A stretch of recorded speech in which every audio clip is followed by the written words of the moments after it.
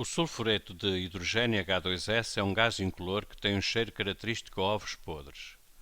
Considere uma amostra de H2S gasoso com o dobro do volume de uma amostra de metano, CH4 gasoso, nas mesmas condições de pressão e de temperatura. Nessas condições, as amostras contêm. Temos aqui 4 alternativas. Antes de selecionarmos uma, vamos fazer uma revisão sobre a lei de Avogadro. Vamos falar agora da lei de Avogadro. A lei de Avogadro diz o seguinte: volumes iguais de gases diferentes, nas mesmas condições de pressão e temperatura, contêm o mesmo número de moléculas. O que é que isto quer dizer? Quer dizer, por exemplo, o seguinte: se estivermos a trabalhar à temperatura de 273,15 Kelvin, ou seja, 0 graus Celsius, e à pressão de uma atmosfera, esta temperatura e esta pressão têm a designação de trabalhar nas condições PTN, portanto estaríamos a trabalhar nas condições PTN, pressão e temperatura normais. Portanto, se estivermos a trabalhar a esta temperatura e a esta pressão, e se eu tiver a quantidade química de 1,00 mol de moléculas de oxigênio, ou seja, 32,0 gramas de oxigênio, eu consigo introduzi-lo num recipiente a esta temperatura e a esta pressão se o recipiente tiver 22,4 centímetros cúbicos. Ou seja, se esta quantidade de gás, oxigênio, estiver a esta temperatura e a esta pressão, ou seja, terá que estar a esta temperatura e a esta pressão para o introduzir num recipiente e de modo a que caiba lá 1,00 mols de moléculas de oxigênio.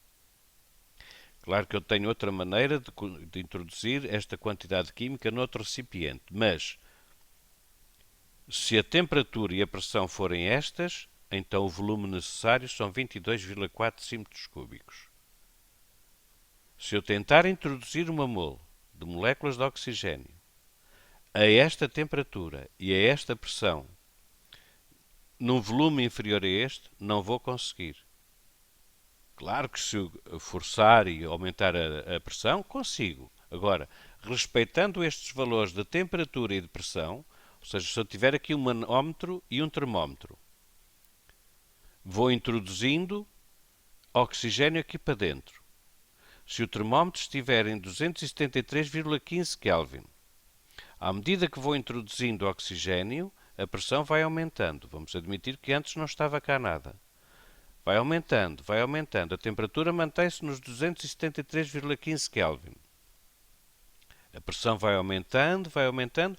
Quando a pressão chegar a uma atmosfera, aí eu tenho a garantia de que tenho lá dentro 1,00 mols de moléculas de oxigênio, ou seja, 32,0 gramas.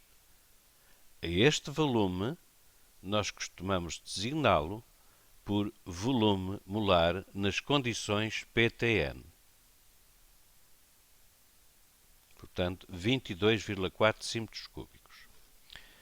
Suponhamos que temos outro recipiente e que tem este volume, 22,4 centímetros cúbicos. Vamos-lhe colocar aqui um termómetro e um barómetro. O ambiente está a 273,15 Kelvin. Portanto, o termómetro marca 273,15 Kelvin. Vamos começar a introduzir hélio. Vamos introduzir mais hélio. O que é que acontece à pressão? À medida que aumenta o número de partículas aqui dentro, o número de choques por unidade de tempo e por unidade de área com as paredes do balão aumenta. Quando eu começar a ver que a pressão é igual a uma atmosfera, então eu tenho garantido de que se a temperatura se manteve nos 273,15 Kelvin, então eu tenho cá dentro uma mol de hélio, ou seja, 4,0 gramas. E concluo que o volume molar do hélio, nas condições PTN, é 22,4 centímetros cúbicos. Posso fazer a experiência com outro gás, argon, por exemplo, se o termómetro acusar 273,15 Kelvin, se o barómetro acusar uma atmosfera, então está garantido que se a quantidade química que lá estiver, que lá foi introduzida é 1 mol, então o volume por ela ocupado é de 22,4 centímetros cúbicos.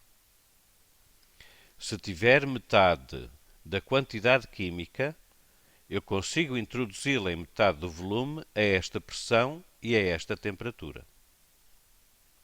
É o que aqui está, meia mol de flúor, ou seja, 19,0 gramas.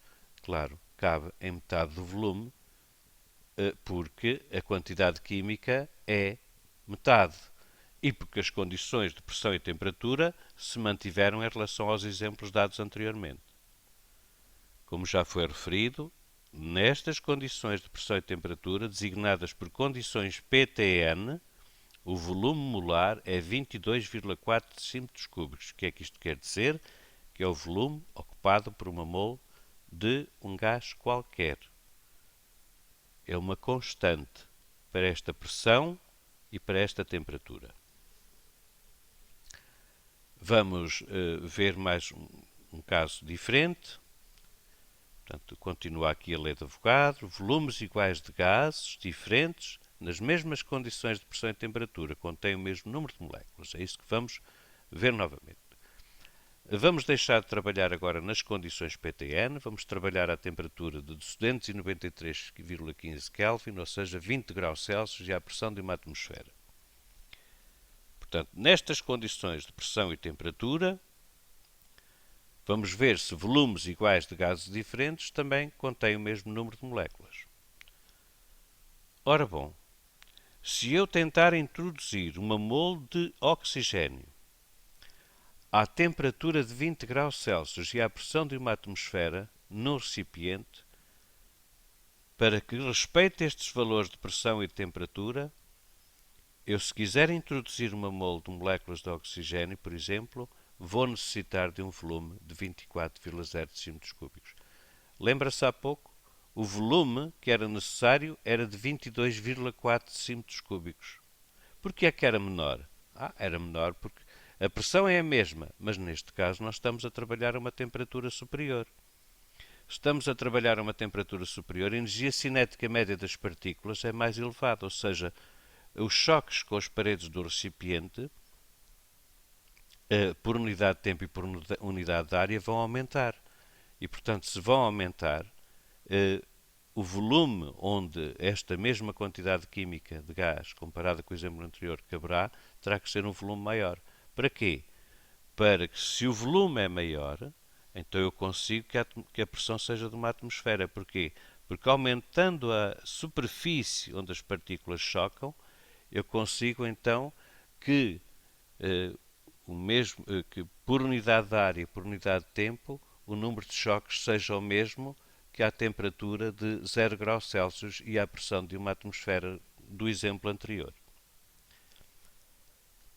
Vamos ver com outro gás, portanto com hélio, 1 mol, ou seja, 4,0 gramas, e a esta pressão e a esta temperatura ele caberá também num volume de 24,0 decímetros cúbicos.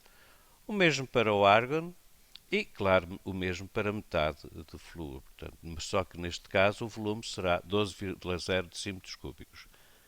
Que nome dar a este volume? Volume molar. Volume molar. Mas volume molar dissemos há pouco. Não. Há pouco dissemos volume molar nas condições PTN, ou seja, à temperatura de 273,15 Kelvin e à pressão de uma atmosfera. Era o outro volume molar, 22,4 decímetros cúbicos por mol. Aqui, 24,0 decímetros cúbicos por mol. Mas continua a ser um volume molar? É um volume de 1 mol. É o volume de 1 mol. É o volume de 1 mol.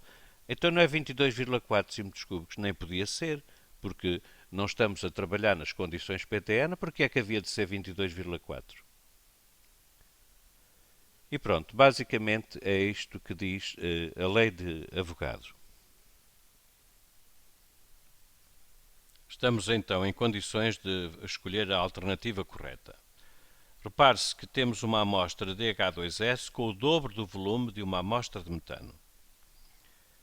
As condições de pressão e de temperatura são ambas iguais para os dois gases. Nessa situação, e de acordo com o que aprendemos sobre a lei de Avogadro, se temos o dobro do volume de H2S em relação ao metano, não podemos ter o mesmo número de partículas. Temos que ter o dobro das partículas de H2S em relação a CH4. Portanto, não temos o mesmo número. Se não temos o mesmo número, a opção B diz a mesma quantidade, então também não.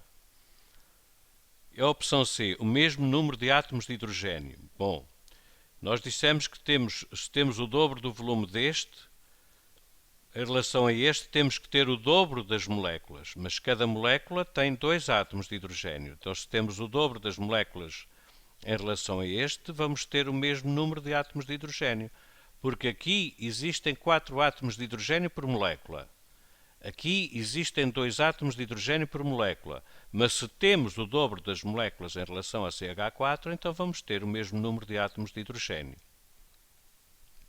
Claro que não vamos ter a mesma quantidade de átomos, porque aqui existem 3 átomos por molécula, aqui existem 5 átomos por molécula, e portanto, se aqui temos o dobro do volume, nunca será a mesma quantidade de átomos em H2S e em CH4 com esta relação de volumes, claro.